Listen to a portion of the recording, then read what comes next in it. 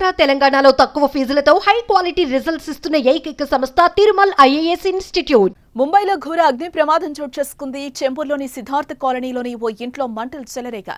ఈ ఘటనలో ఒకే కుటుంబానికి చెందిన 7 మంది సజీవ దహనమయ్యారు. మృతుల్లో 3 చిన్నారులున్నారు. ఆదివారం తెల్లవారుజామున 4:30 నుండి 5 గంటల మధ్య షార్ట్ సర్క్యూట్ కారణంగా G+2 ఇంట్లో మంటలు చెలరేగా. మొదట ఆ ఇంటి కింద ఉన్న కిరాణా దుకాణంలో మంటలు చెలరేగి తర్వాత ఇల్లంతా వ్యాపించాయి.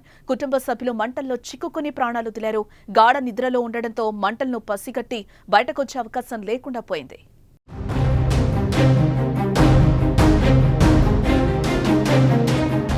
ఈ ప్రమాదంపై సమాచారం అందుకున్న పోలీసులు హుటాహుటిన ఘటనా స్థలానికి చేరుకుని రెస్క్యూ ఆపరేషన్ చేపట్టారు. మంటల్లో చిక్కుకున్న 7గురిని ఆసుపత్రికి తరలించారు. కానీ అప్పటికే వారు చనిపోయినట్లు వైద్యులు నిర్ధారించారు. మృతులను పారిస్ గుప్తా, నరేంద్ర గుప్తా, మంజు ప్రేమ్ గుప్తా, అనితా గుప్తా, ప్రేమ్ గుప్తా, విధి గుప్తా, గీతా గుప్తాగా గుర్తించారు. ఘటనపై కేసు నమోదు చేసుకున్న పోలీసులు విచారణ చేస్తున్నారు.